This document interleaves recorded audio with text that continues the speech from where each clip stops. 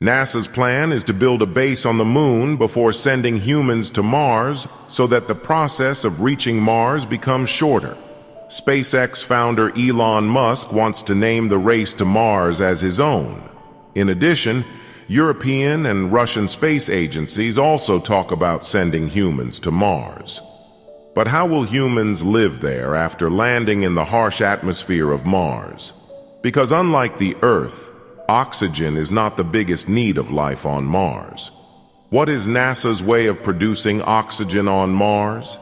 And how does the International Space Station produce oxygen? Why won't that method work on Mars? Welcome again to J.J. Thompson's videos. Viewers, there are many reasons behind humans' desire to live on Mars, in which there is a factor of scientific exploration and space curiosity, but there is also a compulsion or fear among these desires. That is, the generation of humans may not end due to some disaster on Earth. Like 6.5 billion years ago, the end of the dinosaurs from our world. And it is also possible that we are seeing an example of climate change on Earth. This is probably the biggest reason that in the coming time, someone or the other will become Neil Armstrong of Mars.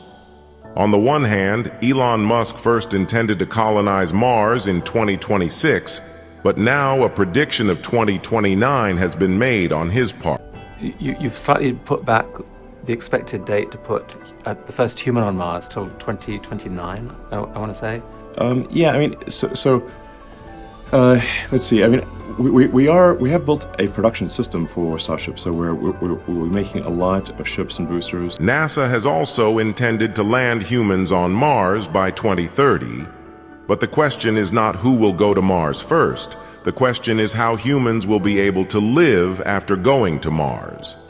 Undoubtedly, many properties of Mars are similar to Earth. Like one day of Mars, which is also called Martian Day or Sol, its length is only 39 minutes longer than the day of Earth. There are different seasons there and on Earth too. In addition, there are ice caps on the poles of Earth and on the poles of Mars. There is also an atmosphere on Earth, although thin on Mars. But there is an atmosphere.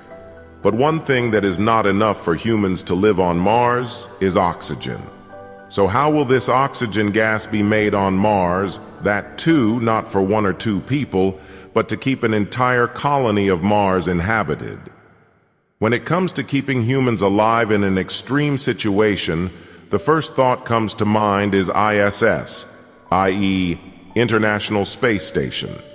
Today, 25 years have passed in the harsh conditions of space, and it has continued to provide oxygen and fresh water to humans.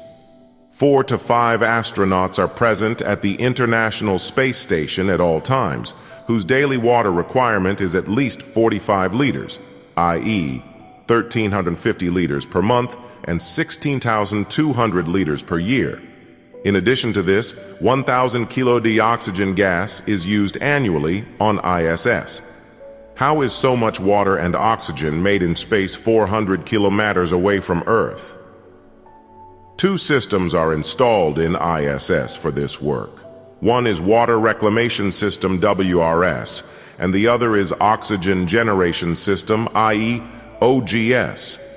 To understand why we can't install these 2 systems on Mars, we first have to know how this system works. The water reclamation system collects water from human waste, i.e. urine, sweat, and humidity, and then cleans it and makes it drinkable again. Astronaut Douglas V. Locke said on one occasion that our coffee of tomorrow makes the coffee of the next day. The WRS system purifies the existing water in the ISS and makes it usable again. And in this way, 98% of water is saved from being wasted. Next to it is the oxygen generation system. This system takes a little water from the WRS and then makes it oxygen to breathe through a special process. This simple process we studied in 5th class, which is called electrolysis. Electrical current is passed through water, through which water turns into oxygen gas and hydrogen gas. Oxygen gas is used to breathe, but hydrogen is a very dangerous and inflammable gas which can burn the entire ISS in seconds and make a fireball. This hydrogen gas is not wasted, but it is put in another system which is called the subterranean system. This system collects the waste carbon dioxide of the astronauts present in the ISS and mixes it with hydrogen gas to make water, methane gas, and a little heat. The water is reused, the heat is put in the heat management system, but the methane gas, which has a lot of importance on Earth, is removed from the ISS into space. Methane gas, which is also a kind of fuel, can also produce energy and heat, but it is wasted because oxygen is needed to burn it, and oxygen is the most expensive on the ISS. If you look at the entire oxygen and water process of the ISS, then it depends on refueling missions. Because it is 98% efficient, but still there are losses and leakages in every system. For this reason, every 6 months or after a year, water and oxygen are brought from the ground and put in the ISS. These refueling missions are very costly, in which the cost of delivering just 1 liter of water to the ISS above 400 kilometers is more than $2,500. Therefore, it is not cost-effective to produce oxygen on Mars at a distance of 2.5 billion kilometers. For this, a system must be created that uses the resources on Mars and produces oxygen from it. In 2021, NASA's Perseverance rover was sent to Mars. A device was installed for this experiment, which has been named the MOXIE, i.e. Mars Oxygen In Situ Experiment, because in the ISS, the source of water is refueling, but to find water on Mars, you will have to go to its polar caps or drill several feet below to remove the ice. For this reason, MOXIE uses carbon dioxide from the atmosphere of Mars and produces oxygen from it. In simple words, 95% carbon dioxide is present in the atmosphere of Mars. MOXIE pumps carbon dioxide from the outside atmosphere and pressurizes it, and then puts it in an electrolyzer and heats it to a temperature of 800 degrees Celsius. This separates oxygen gas from carbon dioxide. This electrolyzer is made of gold because gold is an excellent heat conductor, which protects other parts of Perseverance from heat. In this process, carbon dioxide produces not only oxygen gas, but also carbon monoxide. The disadvantage of this is that if carbon is completely separated in this process, it can also make a layer of carbon, as seen below the cooking pan. And this layer will not delay in damaging Perseverance. This is why this process is performed very carefully. But how much oxygen does MOXIE produce on Mars at a time? In this process, MOXIE needs a lot of energy, so NASA sometimes runs it when energy is saved from the solar panel. So far, it has only produced 122 grams of oxygen, which can keep a person alive for only 3.5 hours. If more oxygen has to be produced on Mars through this system, then a large version of MOXIE will be needed for it, and a large power plant to run it. And this is the biggest challenge so far.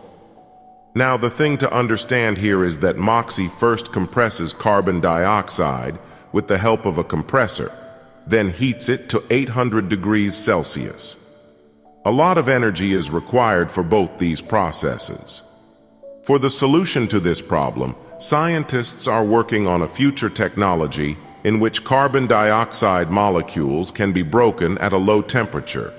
In this, carbon dioxide will not be heated, but by generating vibrations in it, the oxygen molecule will be separated from it. Currently, this technology has been tested in the lab, but due to the high atmospheric pressure and temperature of the Earth, it is not possible to do this experiment on Earth. but the atmosphere of Mars is absolutely perfect for this work. Whatever the technology, our target is that we have to use such a thing on Mars to make oxygen that is present there. And the device that will make this oxygen, its dependency should not be on Earth, because ISS is only 400 kilometers away from the Earth. If the oxygen generation system there is damaged, then sending astronauts back to Earth is not such a big problem.